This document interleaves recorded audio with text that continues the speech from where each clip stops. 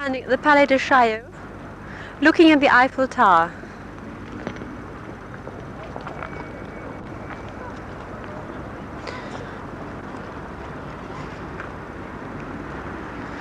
Can you stop?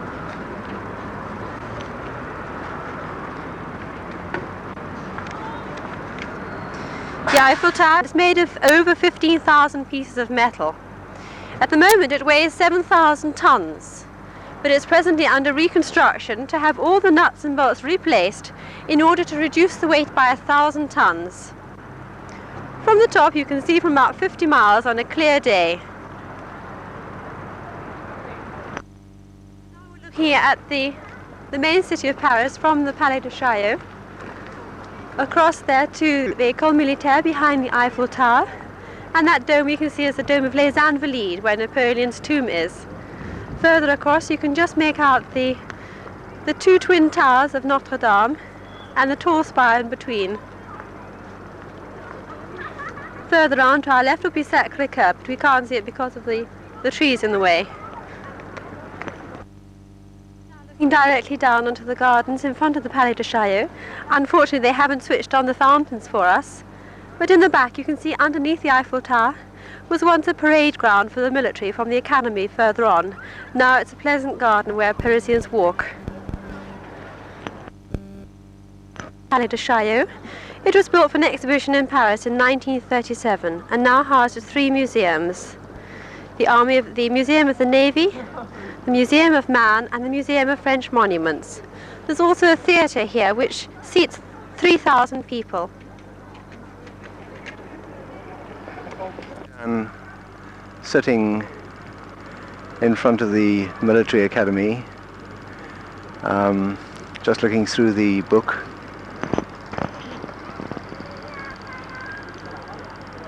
We are now standing in Place Vendôme, right opposite our hotel, the Ritz. This place was made famous by the Duke of Vendôme in 1720. The large statue in the centre was originally an equestrian statue of Louis XIV. Now we're standing on the hill of Montmartre looking out over Paris. It's not a very clear day, so we can't pick out any monuments. But we should be able to see for about 50 miles. That's the centre of Paris where those tall buildings are. Then coming round that tall tower is just the Tour de Montparnasse, an office block with a restaurant. Further round we see the dome of Les Invalides, and even further round, out of sight, would be the Eiffel Tower. And looking down at the front we see the rather attractive steps up to Sacré-Cœur with the pigeons and the tourists. This hill is about 425 feet above the rest of Paris and is on a limestone hill. And now we're looking up to Sacré-Cœur itself. It was built in 1876 by a national subscription by 2 architects who built it in a mixture of Romanesque and Byzantine style. The 4 small domes and the large central ones are typically oriental. There's a very famous bell tower at the back containing one of the largest bells in the world. When they designed Sacré-Cœur, they had to sink 4 shafts 130 feet deep into the ground in order to make it stable enough to build on.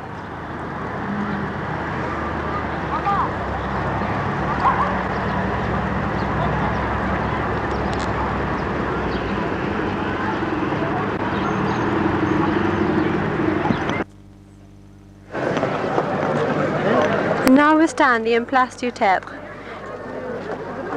which is a very, very famous square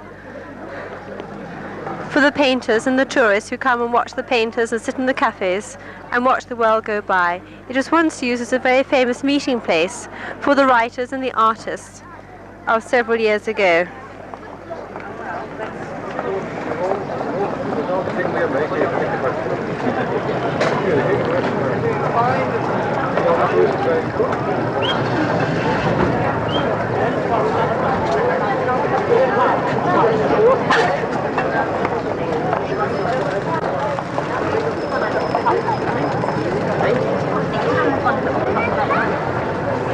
Wow. are standing literally right in the middle of the Champs-Élysées, looking at the Arc de Triomphe from the front. It's the most magnificent building, standing very tall above the center there. It was ordered by Napoleon to commemorate the victories of his Grand Army. On the right is a bas-relief which depicts the departure of the volunteers in 1792. It's called the Marseillaise. And further up, the shields have on them the names of the various battles in which Napoleon's army was victorious. This beautiful arch was ordered by Napoleon, but he had the choice of choosing either a large stone elephant with water spouting out of its trunk, or this wonderful arch. Fortunately, he chose the Arc de Triomphe.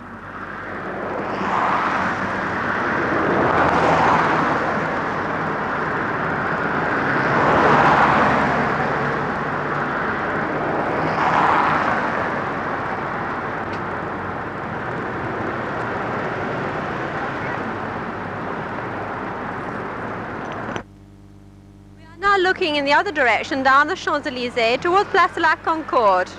And this is one of the largest squares in the world and was made famous because they put the guillotine here during the French Revolution in 1789.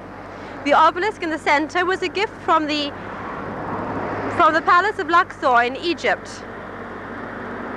Behind the obelisk stands the Louvre Palace, which now obviously houses one of the world's greatest art museums.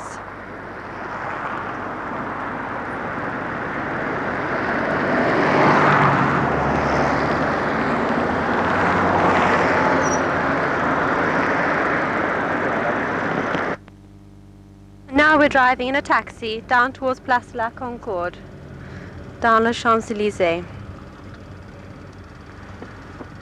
Either side of the Champs-Élysées are the famous banking houses and the travel agents, and on the left is the famous Lido, together with other very popular cinemas.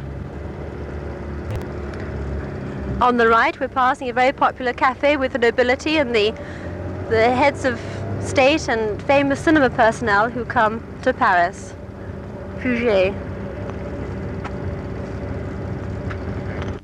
We're now standing in Place de la Concorde, and here you can see in detail the lovely obelisk which stands in the center.